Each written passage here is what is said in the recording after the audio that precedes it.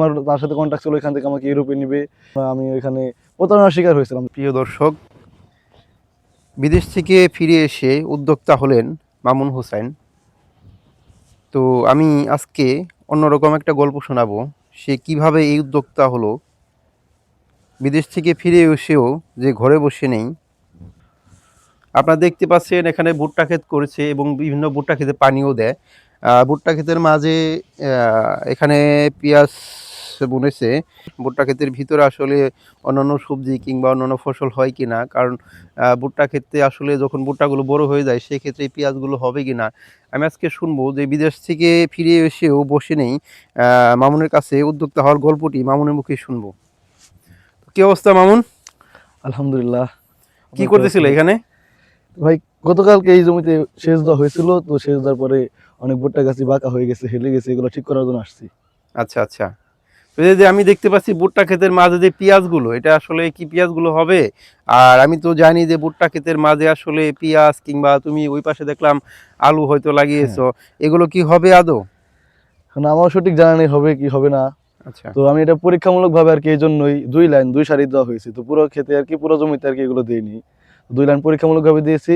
তো রোপণ করার পর আলহামদুলিল্লাহ গাছগুলো দেখতে পাচ্ছেন অনেক সুন্দর হয়েছে। তো এখনো ফলন ওঠার পর বোঝা যাবে আসলে কিরকম ফলন পেলাম এখানে, আচ্ছা যে পেঁয়াজের জন্য ভুট্টার কোনো ক্ষতি হলো নাকি আপনার ওই ওই এই ক্ষেত্রে আমার ওই জমিটা আমার। আচ্ছা তো আচ্ছা ওইখানে শুধু ভুট্টা, আচ্ছা এখানে আচ্ছা। ভুট্টার সাথে কিছু আলু দেওয়া হয়েছে, 2 লাইন 2 লাইন পেঁয়াজ দেওয়া হয়েছে, কিছু রসুন দিয়েছিলাম, রসুন এরকম ভালো হয়নি। তো পেঁয়াজ আর আলু আলহামদুলিল্লাহ অনেক ভালো হয়েছে। তুমি ভুট্টা করেছো কয়টা খেতে? এই দুইটা খেতেই নাকি? এখানে 2টা আছে, আরো আছে, মোট আমার 5 বিঘার মতো হবে এবারে। 5 বিঘার শুরু মতো। করেছি 5 বিঘা দিয়ে। বিদেশ থেকে ফিরে এসে কিন্তু 5 বিঘা জমি দেশে শুরু করছে, আমরা তার জন্য দোয়া করব। কোন দেশে ছিল আর কত বছর ছিল তুমি? আমি সৌদি আরব ছিলাম, সৌদি আরব আমি 10 মাস ছিলাম। 10 মাস। ফিরে আসলে কেন ওখান থেকে? ওইখানে এরকম সুযোগ সুবিধা ভালো ছিল না, আমি ওইখানে প্রতারণার শিকার হয়েছিলাম। যার মাধ্যমে গেছিলাম সে আমার সাথে একটা প্রতারণা করেছে আর কি। আমার ওইখানে অনেক অনেক কিছু ঘটেছে, ওইখানে আমার তার সাথে কন্ট্যাক্ট ছিল, এখান থেকে আমাকে ইউরোপে নিবে। কিন্তু বাট আমি সৌদি আরবে যাওয়ার পরেই ওইখানে আমার কোনো আকামা ছিল না, কোনো কাগজপত্র, কোনো ডকুমেন্টসই ছিল না, যে কারণে আমার ফিরে আসতে বাধ্য বাধ্য হয়েছে আর কি। ওইখানে আমি প্রতারণার শিকার হয়েছি। আচ্ছা, তার মানে প্রিয় দর্শক, আপনারা দেখতে পাচ্ছেন হচ্ছে তাকে ইউরোপের ফাঁদে ফেলে তাকে বলেছিল যে ইউরোপ নিয়ে যাবে, আর ইউরোপের ফাঁদে ফেলেই কিন্তু তাকে সৌদি আরব নিয়ে গেছে। এমনকি সে ইউরোপেও যেতে পারেনি, সেখান থেকে কিন্তু ঘুরে আসতে হয়েছে। আপনাদের বলবো, আপনারা কেউ এরকম প্রতারণার শিকার হবেন না, মামুনের মতো এরকম প্রতারণার শিকার হবেন না। তারপর দেশে এসে এরকম একটা উদ্যোগ নেওয়ার পরিকল্পনা কিভাবে এলো তোমার মাথায়? যাই হোক, আমি হতাশ না, আমার ফ্যামিলি, আমার আব্বা আম্মা সবাই আমাকে অলওয়েজ সবসময় সাপোর্ট করতো অনেক। আমার আসার বিষয়ে তারা অনেক সবাই খুশি আমাকে ফিরে পেয়ে। একসময় তো আমি দেশে আসতেও পারতেছিলাম না, সৌদি আরবে এত করা নিয়ম হার্ড। তো শেষ পর্যন্ত আমাকে জেল খেটে দেশে আসতে হয়েছে। আচ্ছা তো আমি আসতেও পারতেছিলাম না, পরে আমি আসার পর আমার ফ্যামিলি সবাই অনেক খুশি, আমাকে কখনো হতাশ করে নাই। তারা অলওয়েজ সবসময় আমাকে অনেক সাপোর্ট করে, সাপোর্ট করতেছে। তো এইখানে আমার আব্বা অনেক আগে থেকে কৃষিকাজ করতো, তো আমিও পাশাপাশি করতাম। তো তার ছোটোখাটো ব্যবসা আছে, ব্যবসার পাশাপাশি কৃষিকাজ করতো। তো পরবর্তীতে এগুলো আমাদের আগে থেকেই চাষবাস হতো। আমি আসার আগে এগুলো মানুষের কাছে বর্গা জমি ছিল, অন্য আচ্ছা এলাকায় কি বল আমি জানি না, বর্গা ছিল।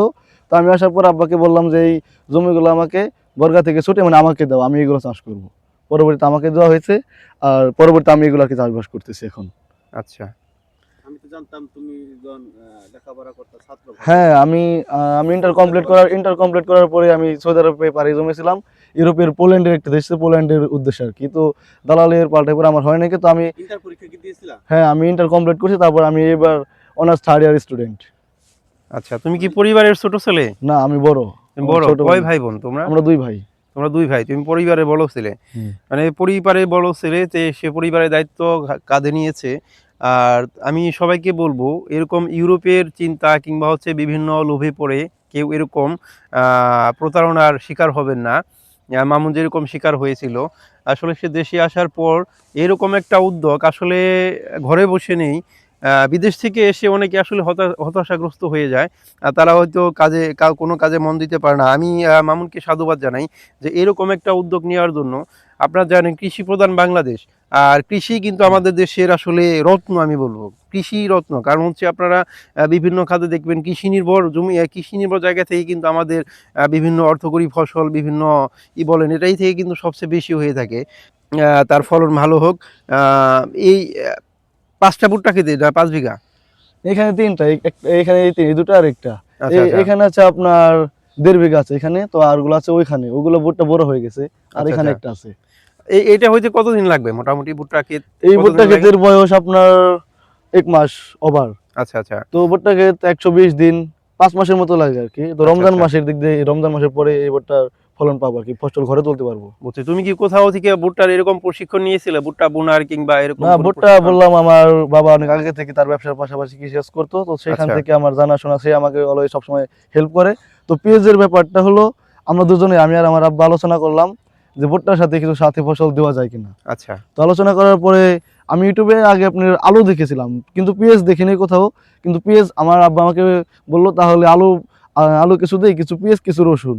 আচ্ছা তো পুরো জমিতে আমি দিইনি, মাত্র 2 সারি মানে 2 লাইন দিয়েছি পরীক্ষামূলকভাবে, যে আচ্ছা আসলে ভুট্টার সাথে এগুলো কেমন হয়। যদি ভালো হয় ইনশাল্লাহ আগামীতে আমি আমার পুরো জমিতে যে ফসলটা ভালো হবে, আলু ভালো হলে আলু, পেঁয়াজ হলে পেঁয়াজ, মানে যেটা ভালো হবে ওইটা আমি আমার পুরো জমিতে ভুট্টার সাথে সাথী ফসল হিসেবে চাষ করব।